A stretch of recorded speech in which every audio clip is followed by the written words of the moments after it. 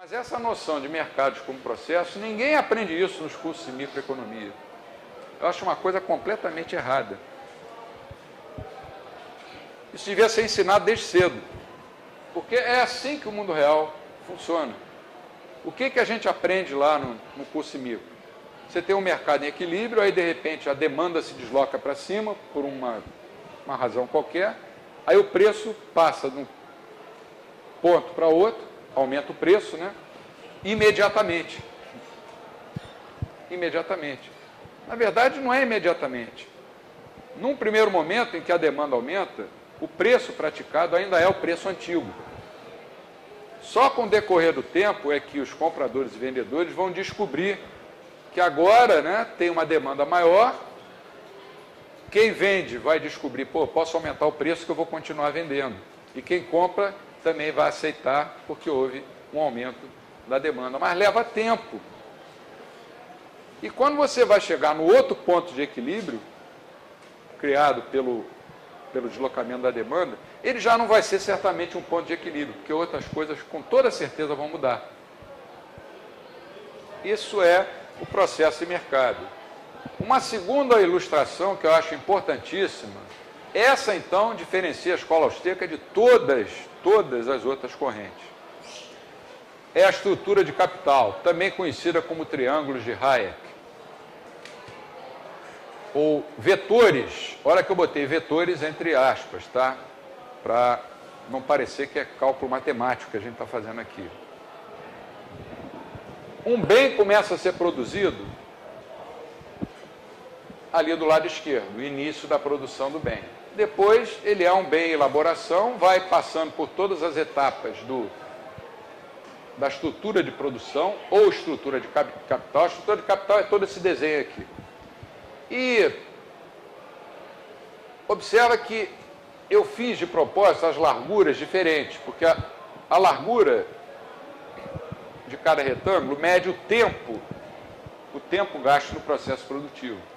Em algumas etapas da cadeia produtiva, o tempo é menor do que em outras para produzir aquele bem. Então, supõe, por exemplo, a produção de um automóvel. Aqui nessa etapa, por exemplo, você tem alguma coisa que ainda não é um automóvel, mas já tem algum valor. Já tem algum valor.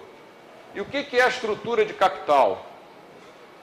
A estrutura de capital é esse conjunto de retângulos no meu desenho, em que cada estágio ou etapa da cadeia de produtivo aplica recursos para produzir alguma coisa. Esses recursos são o tempo, o capital, o trabalho, a criatividade,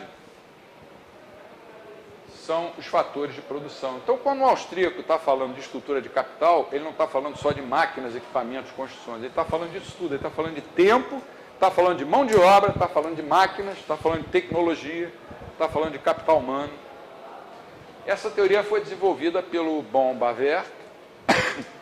O Hayek, nos anos 30, talvez, para se fazer entender, em Londres, simplificou e construiu uns triângulos que ficaram conhecidos como triângulos de Hayek, que, aliás, ninguém conseguiu entender na época, na London School, como até hoje eles não entendem muitas coisas dos austríacos e continuam falando que o gasto do governo ajuda a recuperar as economias, né?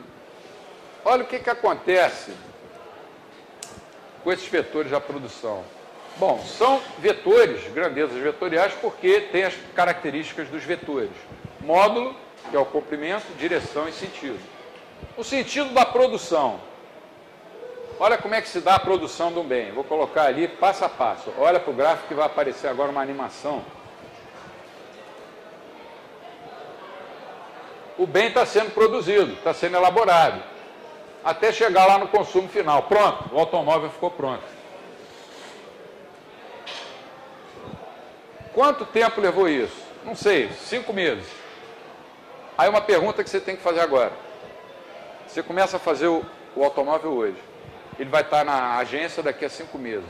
Como é que vai estar a demanda daqui a 5 meses? Será que esse carro vai ficar encalhado lá na agência? Ou será que vai faltar carro? Porque está todo mundo querendo comprar. Se ele chegar na agência na hora em que estiver acontecendo a demanda, você diz que está havendo coordenação. Em caso contrário, ausência de coordenação. E no sentido, então você pode traçar, desculpe, um vetor, que é o chamado triângulo de Hayek, que alguns autores, como Mark Skousen, por exemplo, chama de vetor de oferta. Pelo amor de Deus, eu não estou usando matemática, eu só estou ilustrando graficamente um conceito essencialmente austríaco, que é o conceito de estrutura de capital. Nenhuma outra teoria trabalha com estrutura de capital. Nenhum modelo macroeconômico considera variações no estoque de capital. O Keynes conseguiu a grande façanha de tirar da teoria econômica o estudo do capital sem ter substituído por nada. A gente estuda uma teoria econômica capenga desde os anos 30, graças ao senhor John Maynard Keynes. O estoque de capital é constante, é K igual a K0, é um K maiúsculo lá enorme que fica parado o tempo inteiro. E nos modelos macroeconômicos, o PIB, que é outra coisa que não existe, você não vai numa padaria e pede, quero comprar meio quilo de PIB, né? Mas nos modelos macroeconômicos, o PIB só pode aumentar se houver aumento no uso de mão de obra, porque o capital é constante. O capital só vai variar no longo prazo. E, segundo Keynes, no longo prazo estaremos todos mortos. Isso é uma verdade, claro, no longo prazo todos estaremos mortos. Agora, revela, por outro lado, uma filosofia da cigarra e uma condenação à formiga. Poupança é ruim para o Keynes, investimento é bom porque é gasto.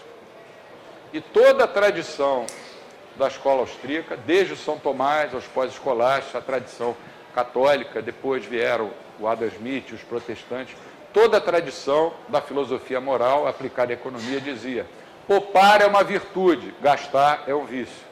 O Keynes virou isso de cabeça para baixo, propositalmente, conforme o Paul Johnson demonstra, por exemplo, no livro dele, Tempos Modernos. Sentido do consumo, agora é o contrário. Agora o sujeito vai na agência e compra o carro dele.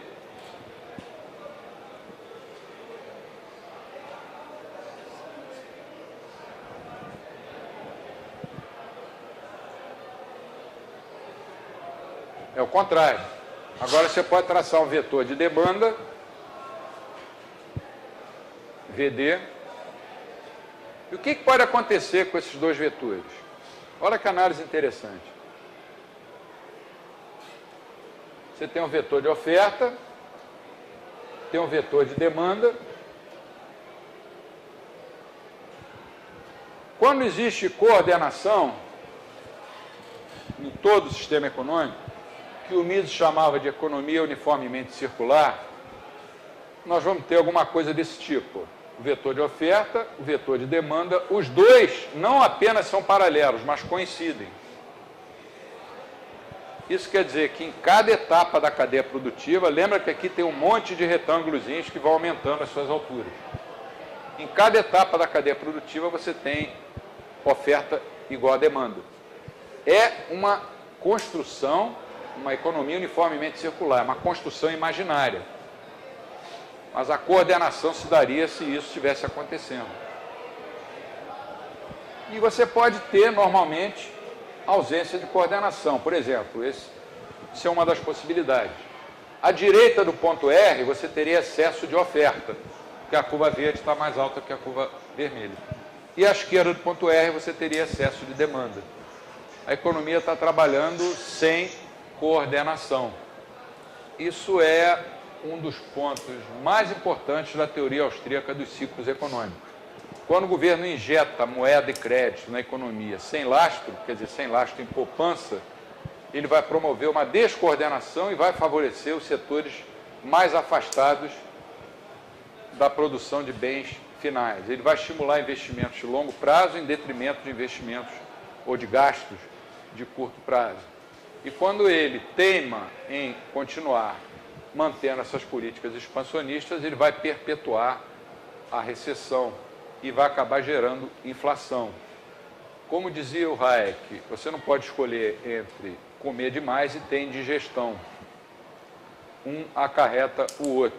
A expansão monetária, quando é permanente e contínua, ela acaba provocando desemprego. O desemprego é uma consequência da expansão monetária. E isso só pode ser compreendido se você vê o mercado como um processo e se você considera o conceito de estrutura de capital da economia, estrutura de produção, que eu tentei desenhar. Nós vamos ter uma aula só sobre a teoria do capital, que talvez venha a ser a aula mais pesada do curso, que é um tema bastante árido, há várias controvérsias. Com isso, eu terminei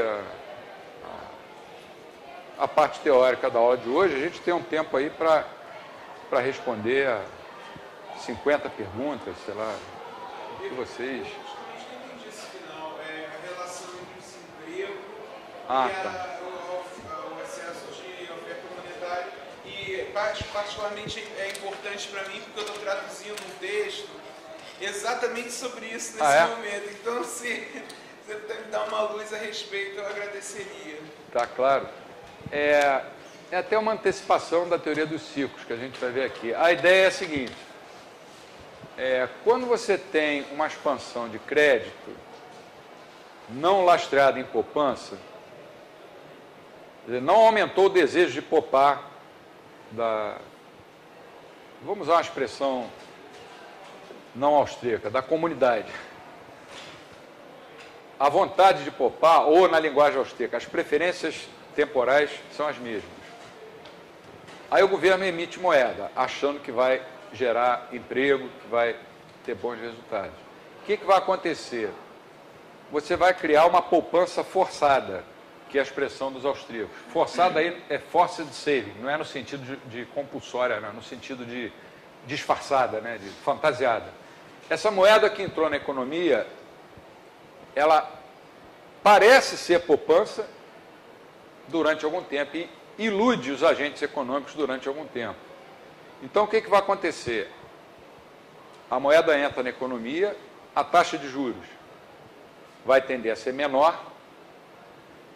Com a queda da taxa de juros, você tem projetos aqui na cadeia produtiva, deixa eu colocar aqui de novo.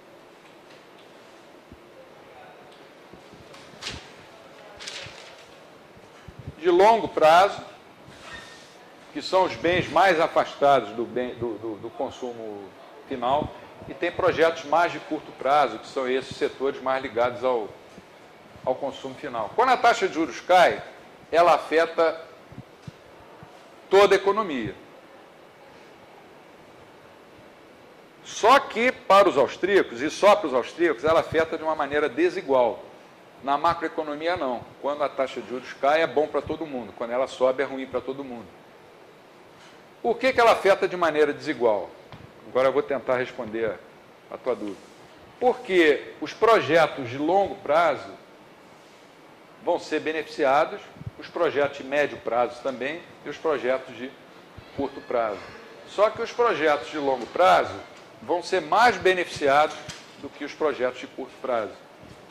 Uma queda na taxa de juros, sei lá, de 2%, vai beneficiar muito mais um projeto de 12 anos de maturação do que um projeto de 1 ano. Deu para entender? Então, vai haver um incentivo para o alargamento dessa estrutura de capital. Você vai criar mais estágios aqui ao longo da cadeia produtiva. Isso, no início, é bom. É bom porque, se você olhar para o PIB, que é um agregado, o PIB está crescendo. Mas vai chegar um ponto em que aquela moeda fantasiada de poupança vai mostrar que não era poupança, que era só créditos, papéis pintados com a cara do George Washington. Ou uma onça, no caso brasileiro.